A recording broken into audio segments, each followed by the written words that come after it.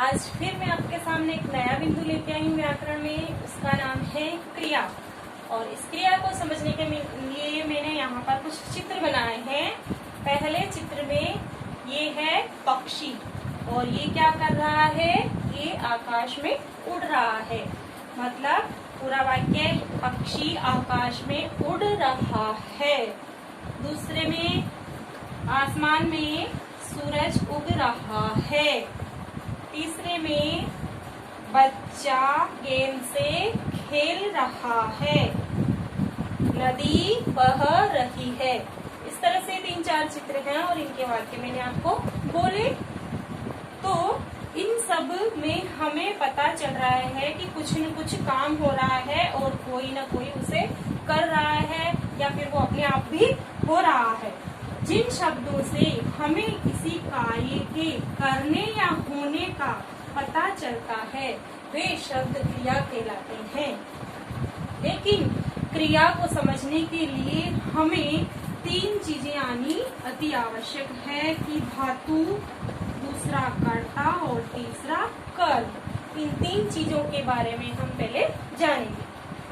धातु क्या होती है? हम जानते हैं कि हमारी हिंदी भाषा है वो संस्कृत से आई है और संस्कृत से आई है तो वहाँ पर जो क्रिया का मूल रूप क्रिया, जैसे मैंने यहाँ पे लिखा पक्षी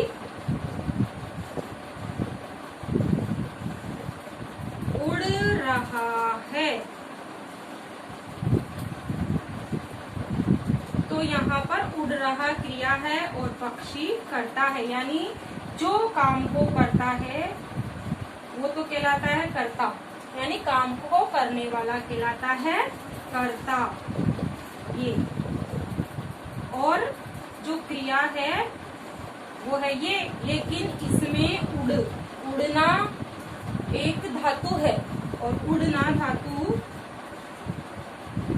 का मूल रूप है उड़। और तीसरा है कर्म। तो कर्म जैसे यहाँ ले लेते हैं अपन, बच्चा गेंद से खेल रहा है। बच्चा गेंद से खेल रहा है में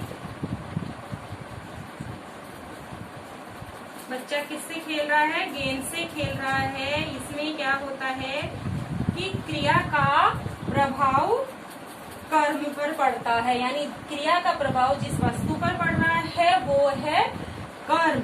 यहाँ बच्चा संज्ञा है, गेंद कर्म है और खेल रहा है क्रिया है।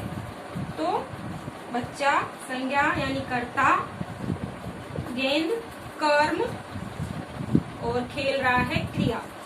यहाँ क्रिया का प्रभाव किस पर पड़ रहा है? गेंद पर, और इसी को हम कर्म कहते हैं। 3 चीजें यानी क्रिया को समझने के लिए बहुत आवश्यक है। धातु, कर्ता और कर्म। कर्ता के द्वारा किया गया कार्य क्रिया कहलाता है और उसका प्रभाव, उस कार्य का प्रभाव जिस पर पड़ता है वो कर्म होता है। अब आगे मैं चलती हूँ आपको लेकर क्रिया के प्रकार। और इसी कर्म के आधार पर क्रिया को 2 प्रकारों में बांटा गया है। पहला है सकर्मक। पहले मैं अकर्मक ले लेती हूँ। अकर्मक और दूसरा है सकर्मक।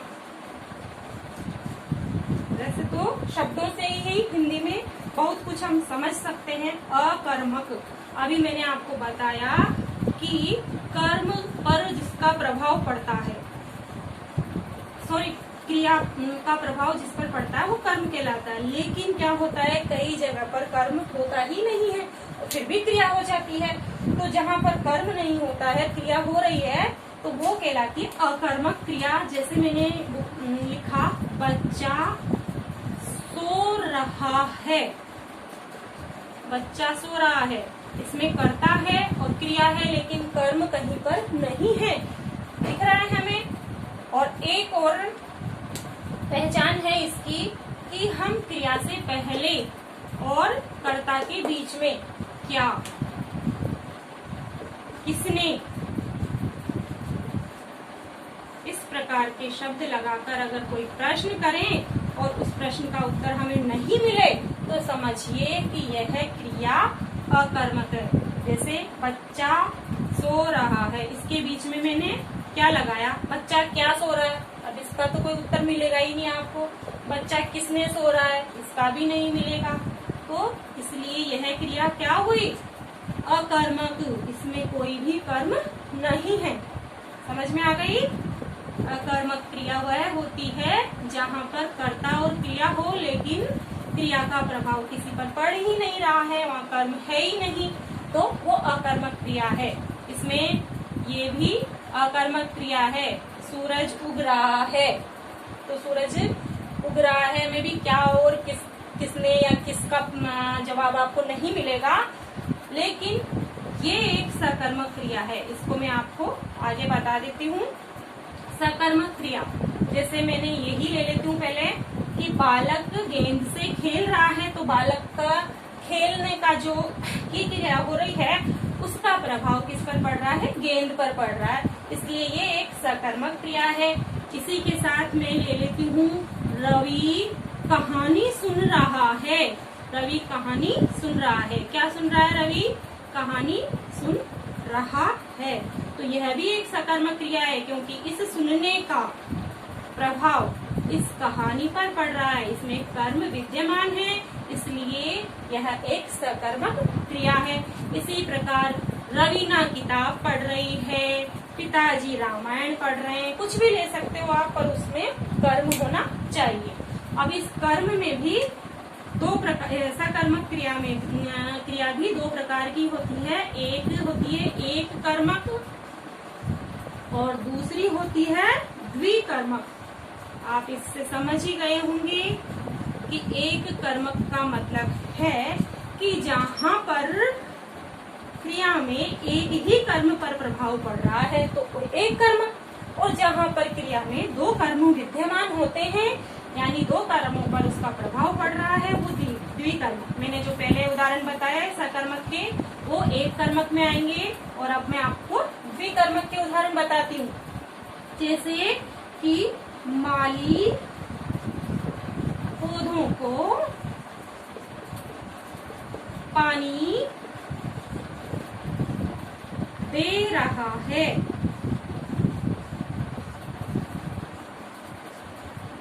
ये है माली, यहाँ पर कर्ता है और दे रहा क्रिया है, लेकिन कर्म कितने हैं यहाँ पर, दो। पहला कर्म पौधा, दूसरा कर्म पानी, यानी यहाँ पर जो क्रिया हो रही है उसका प्रभाव दो कर्मों पर पड़ रहा है, पौधों और पानी पर। जिस वाक्य में दो कर्म विद्यमान हो वो द्विकर्मक क्रिया कहलाती है। इसी तरह मैं आपको बताऊं, जैसे नानी बच्चों को कहानी सुना रही है, तो नानी की कहानी सुनाने का प्रभाव यहाँ पर दो चीजों पर पड़ रहा है, एक तो कहानी पर भी और एक बच्चों पर भी, तो दो कर्म विद्यमान हैं, इसलिए हम इन्हें द्विकर्मक क्रिया कहते हैं। आपको समझ में आई क्रिया की परिभाषा और क्रिया के प्रकार। ये आपके प्राथमिक और उच्च प्राथमिक कक्षाओं के लिए उपयोगी है। आगे फिर मैं किसी नई जानकारी के साथ आपके सामने आऊंगी, तब तक के लिए धन्यवाद।